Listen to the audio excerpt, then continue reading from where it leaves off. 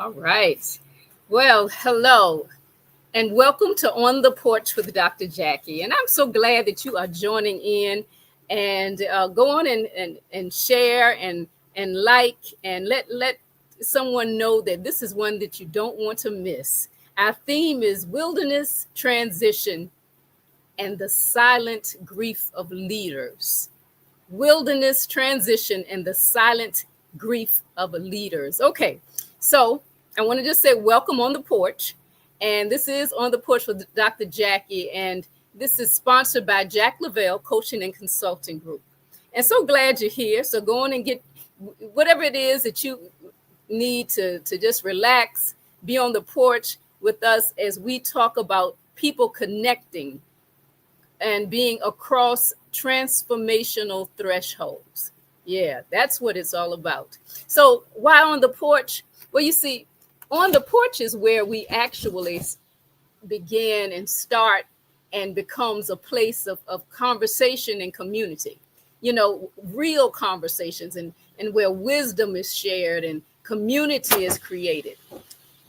On the porch, we cross those thresholds together through collective wisdom and through sharing and connecting. So I'm your host, Dr. Jacqueline White Maxwell, affectionately known as Dr. Jacqui. But I'm a transformational coach, advanced grief recovery specialist, a faith-based health entrepreneur, and my mission is to create spaces of healing, spaces of truth, spaces of compassion, but also spaces of transformation. You know, it's an inside job from the inside out. So we're going to move even tonight, having this conversation. And we got a special guest. I need to say that.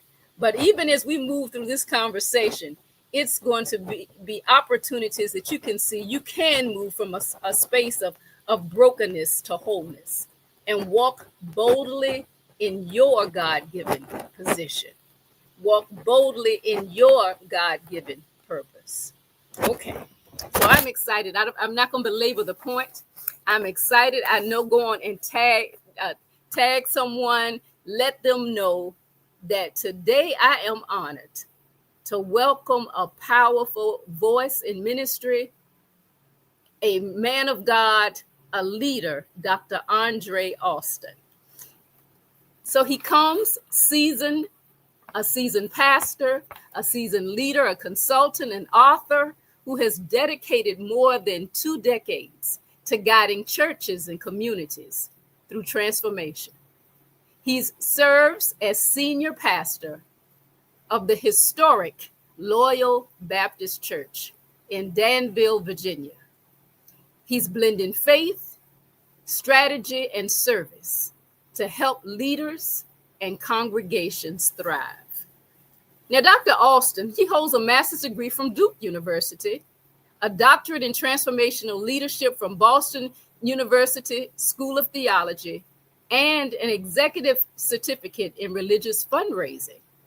He's also the founder of a marketing and publishing firm that equips faith-based leaders to amplify their message and amplify their mission. He is an accomplished author. You know, Dr. Austin, he's written When the Sanctuary Burned, Forgiveness, Practical Leadership, Silent Struggles, Sacred Rest, The Pews Have a Purpose. And each book reflects his deep commitment of helping leaders and congregations find their clarity, find their courage, their purpose, and to walk in the Great Commission. Beyond the pulpit, he serves in leadership roles with the Smith River Baptist Association of the Virginia Baptist State Convention. And he's a devoted husband and a proud father. So at this time, I am excited and honored to welcome Dr. Andre Austin to the porch. Hello, Dr. Austin. Thank you so much. Yes, so glad to have Hello. Thank you, Dr. yes. Jacqui. I was sitting there listening to you introduce me, and I was trying to figure out who you was talking about. But it's an on this podcast with you, and thank you so much for having me. Well, thank you for accepting the invitation. I've heard I've heard you minister, preach, teach. I've had the opportunity to read from your penmanship, and I am honored to have you on tonight. So thank you for accepting the invitation. But I want us to get busy. Let's get busy, because something that I've heard you talk about is that there are times in which the wilderness becomes a season that people often get stuck in, but don't know how to navigate through. And I know that that's something you've discussed, that you're passionate about, and you've even have written about. And so we want to hear from you, because we've already said that the porch is a place of connection and community. And what better space to really talk about times when we get stuck, times when it feels overwhelming.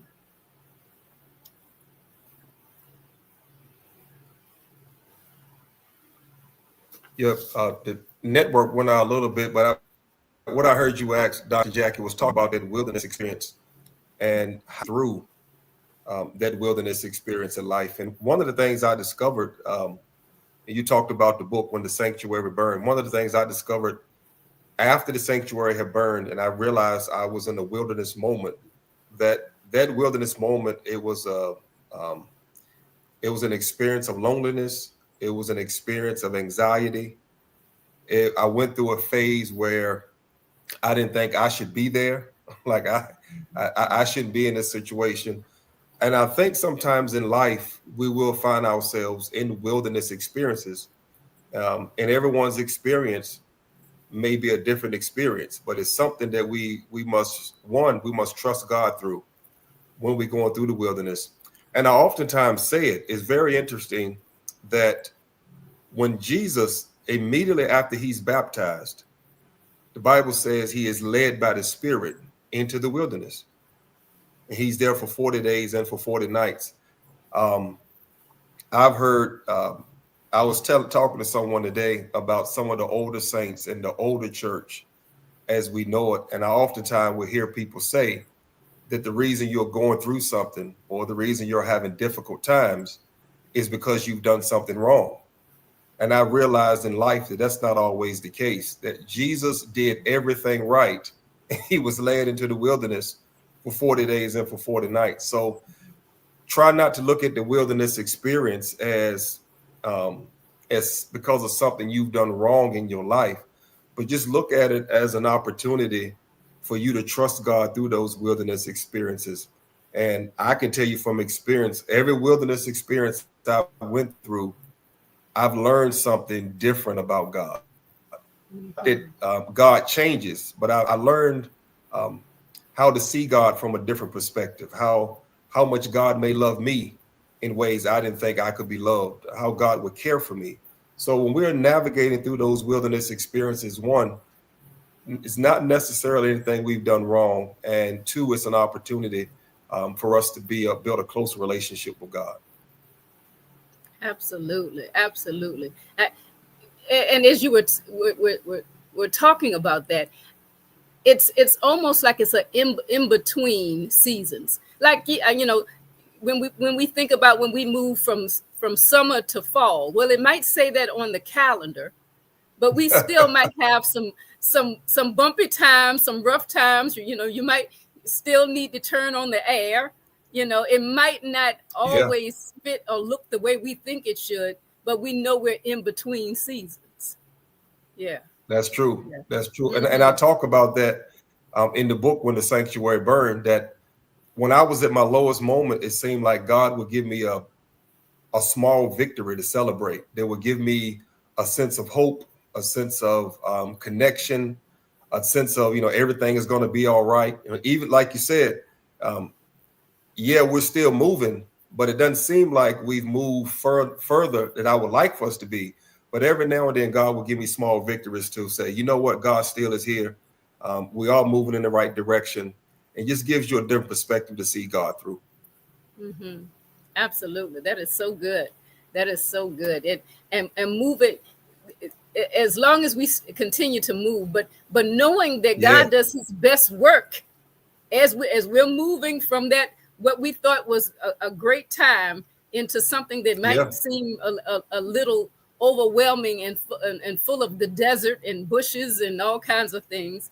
Yeah, Yes, ma'am. that's when he does Yeah. his great work, his greatest work. Yeah, absolutely. That's good. That's good.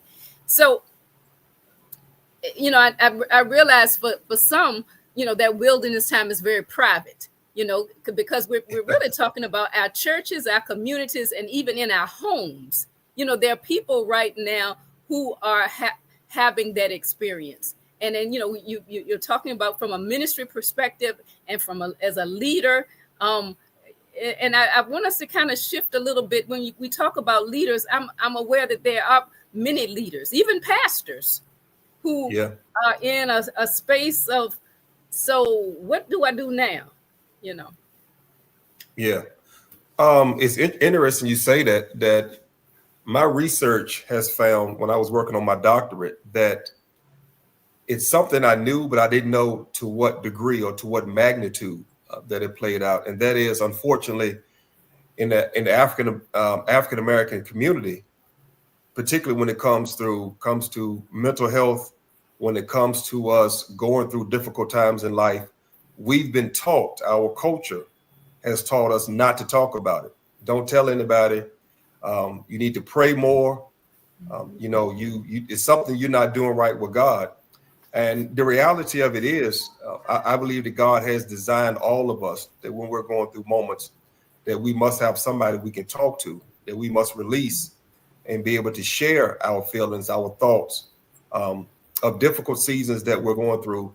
But it's sad because we are living in a time in our culture, we are taught not to tell anybody, which then we rely on ourselves. We rely on ourselves, no one to talk to. So it's very important that while we're navigating, that we do have someone we can trust, that we can talk to other than God. I tell people, I say it all the time. Yeah, you need somebody to talk to, but you still need to pray. Mm-hmm. You need to pray while you go get your checkup at the doctor. You need to pray while you take your medication for heart disease or whatever the case may be. But I think it's very important that we have someone to talk to, a trusted friend or a mentor. Absolutely. That is so good. And it's amazing as you're talking about this, I'm thinking about a lot of the work that, Jack Lavelle Coaching and Consulting Group also is inclusive of my husband, Pastor Lavelle Maxwell. And that is truly on his heart. And that's something that I believe that he is called to do. And that is to be a pastor's pastor, to be a mentor of Yeah, men. yeah, And, yeah, he has done some tremendous work with young men, with older men, and continues to pour into to men of all ages. When yeah, we talk about mentoring and we talk about being an elder, it's from a place of wisdom. And it yes, might not always be about age, but it comes from a place of wisdom. And so, I appreciate you sharing that, sharing that piece. And then the grief piece, we were talking about, suffering in silence or grieving in silence or yeah, isolating in silence. And what I know to be true is that grieving is any change in a familiar pattern of behavior. wow, And yeah, that does not have to be just about a transitioning due to death, but yeah, any change. I mean, any change. If a child goes off to college, you grieve. You move to a new yeah, city, a new house. You think about, gosh, at that old house, we had better lighting, or things were a little different. yeah, We grieve that. yeah. Even though You're exactly right. we're moving out of the wilderness and we're moving into Yeah, what appears to be better. As you just said, yeah, sometimes you just need to tug on and hold on to God and his yeah. unchanging hand, but having someone there to help mentor you through that particular situation. Yeah, that's good stuff. I agree. Yes, ma'am. Yeah, Yes, ma'am. so good, so good. So, as far as transitions in ministry, you know, there are times in which it can feel liberating, and sometimes those experiences in ministry and just in leadership in general can be terrifying. You know, what are some things, some points or some encouragement that you might have for those who are saying, okay, I need to think about this differently. I need to have a different perspective. Well, I think, well, I believe when it comes to leadership, first, whatever level we're leading on, whether it's pastoral leadership, whether you are a manager, a supervisor, whatever you're leading, wherever you're a coach, I think the first thing that needs to happen is that leader must have faith in him or herself. That you first have to believe in what you're trying to get the rest of the team to lead to believe in. And during that process, leadership is, I think there's still that debate. That's probably more in your expertise, whether leaders are born or whether leaders are made. Um, I think the two go hand in hand. I think if you are a born leader, we can always sharpen our skills to Absolutely. be an even better leader. But also when it comes to leadership, it's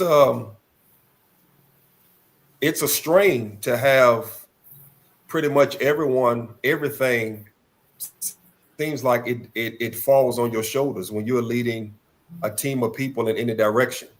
That whether it goes bad or whether it goes good, there's always somebody to turn and look at. I was watching a documentary on Netflix, and it was talking about the SEC, which is I think is undeniable, the toughest football conference in college football. And one of the coaches in the SEC, he said, when I first got into coaching, I told my wife, it's not if I'm going to get fired, it's when I'm going to get fired.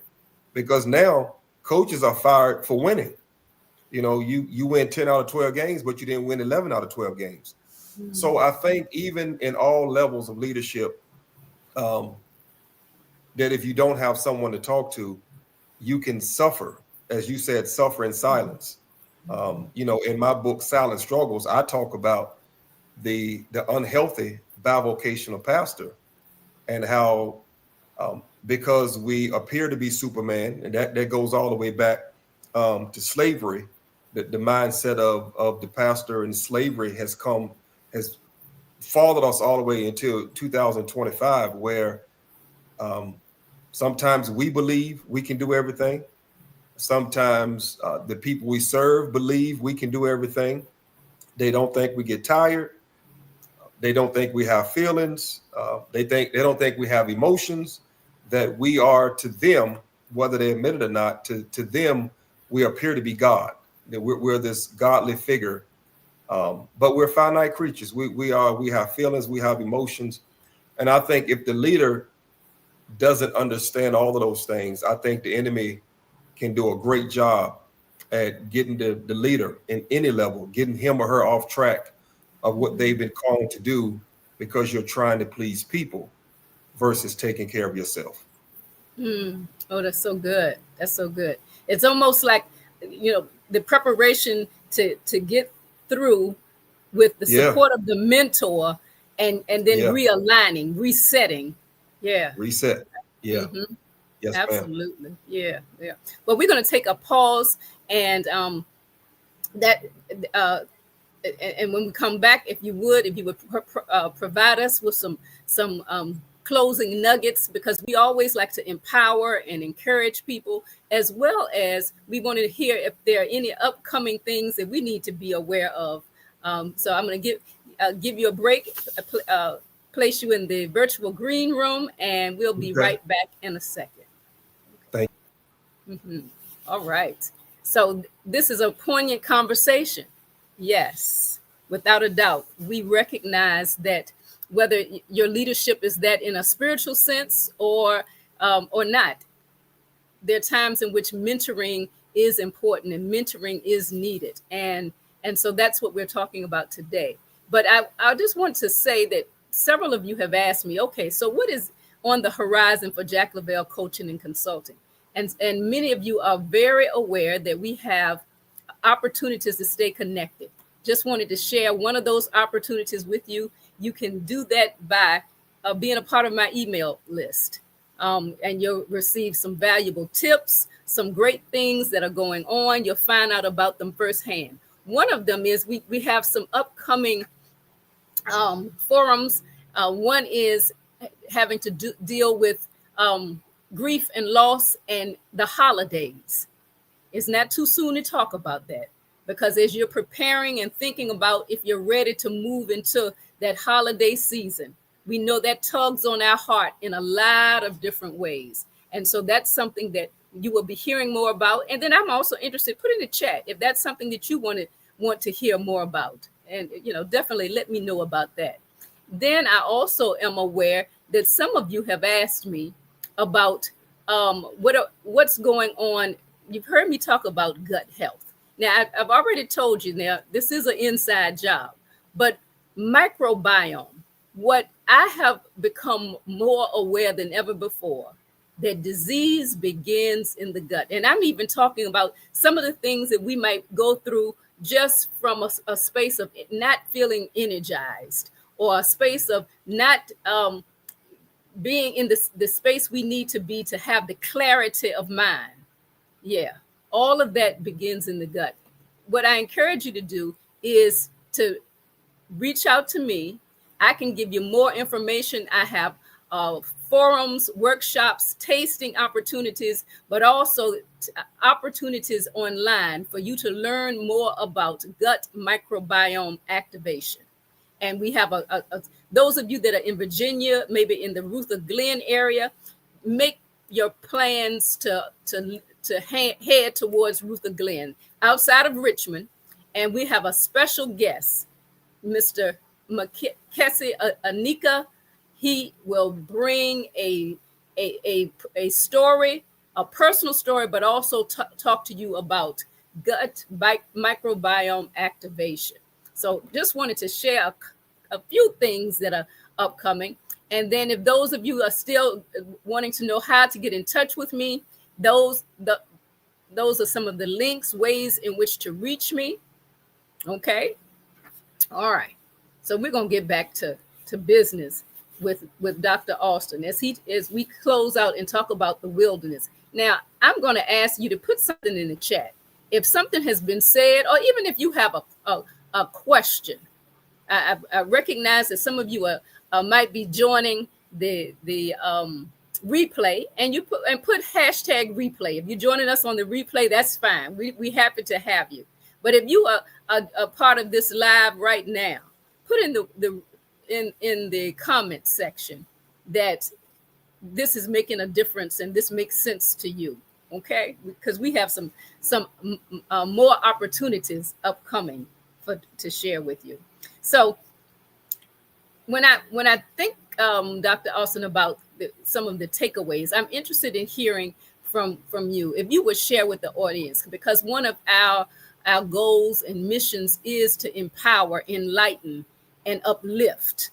And so, I would like for you to end us with, share that with us, as well as to share what's on the horizon, what's upcoming for you. Well, thank you again, Dr. Jacqui. I want to close something that's dear to my heart that I'm trying to push from the pulpit, one-on-one, individually, and that is not just for leaders, but for everyone. Learn that rest is holy, that you can't go 100 miles per hour every day. And I know sometimes it appears that the more you do, the more you believe people will appreciate you. But I oftentimes say that if you don't take care of yourself, you won't be available to take care of anybody else. You won't be able to do ministry effective if you're always burning a candle on both ends. So I would encourage everyone listening, whether you're live or going back on the replay, to take care of yourself, to rest, get the proper rest that your body needs. And even through prayer and meditation. But Jesus even took time away. It was throughout the New Testament. The Bible is clear on several occasions that he left the crowd, he left the disciples, and he went off by himself because he understood that in order for him to keep pouring into the disciples, he had to have quiet time with just him and God, with nothing else, no other noise on the outside. So I would encourage you to rest, take care of yourself, embrace rest, whatever that means for you, to embrace it.